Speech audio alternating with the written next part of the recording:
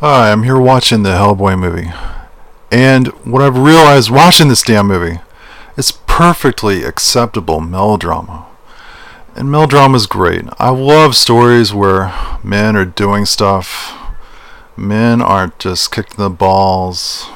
I love stories where men actually accomplish something. And that's why this movie is important to me. Because what we see in modern movies where the man is helpless, where the man can't do anything, it just sort of eats away at your soul. It informs your decisions because you're putting yourself in the place of the hero, right? You want to do that. You want to identify with the hero.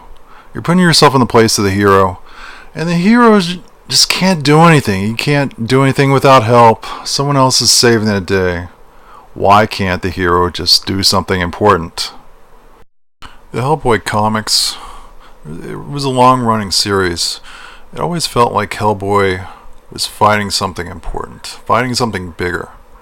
It was pretty dark because the monsters were always winning. The monsters are just sort of taking over. There's more monsters. Hellboy had this uncertain destiny. It felt like something bigger than him was sort of dooming Hellboy. And Hellboy, who could understand this guy? He was bigger than life, red. I mean, he was just kind of a misunderstood loner. There was a lot to the comics. They said the worst thing about the new Hellboy movie was that nobody really needed a new Hellboy movie because the old movies were very good. They were very vivid with Del Toro doing them.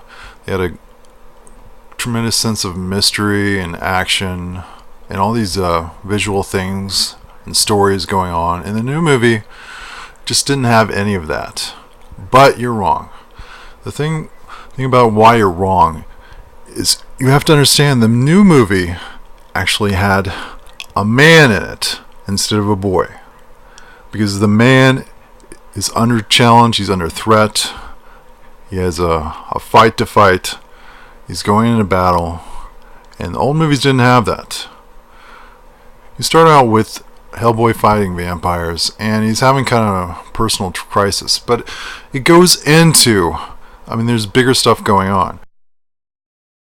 So why can't you get excited anymore about people fighting evil, fighting big fights? Is it because when you fight your giant dragon, does something happen? Does it ever feel like even if you do this tremendous thing that people are just going to complain about you fighting the dragon? People might say, hey, that dragon didn't need to be fought. Or, hey, you just caused a huge mess. Or, hey, what happens if more dragons show up now? Can you handle that too? Why are you causing these problems? So who's causing these problems? I have no idea why people can't stand to have a hero. I don't really know why people don't like Hellboy. But what happens is when you destroy the hero, you also kind of destroy masculinity.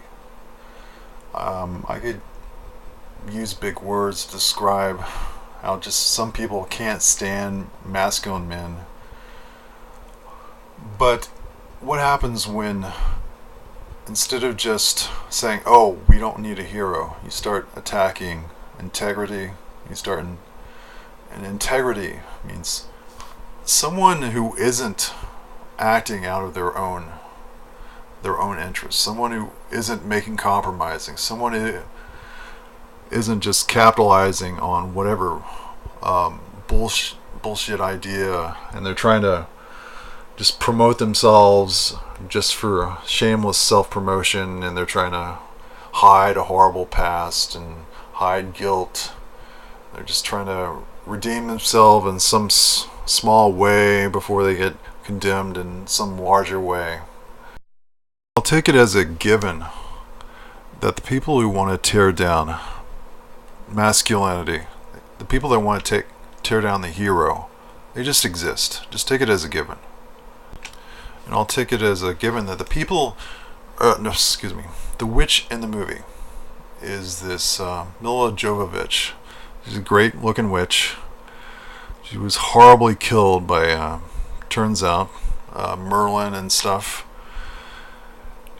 In the witch in movie, she's horribly powerful. And a witch, to me, means just someone dangerous, someone you can't trust, someone you don't want to leave alone with your child, because if you leave a witch alone with your child, the child's going to hate you.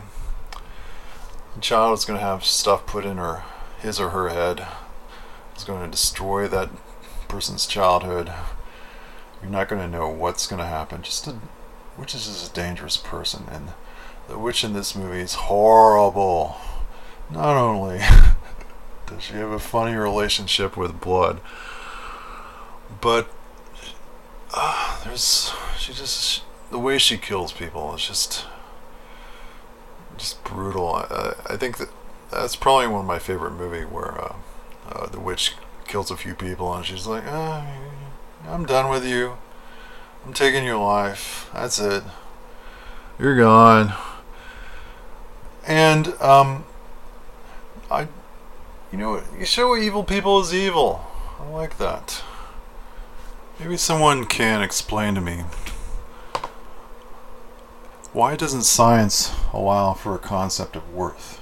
Why can't you say that gold is worth more than silver? And what does it mean when you can't say that one man is worth more than the other?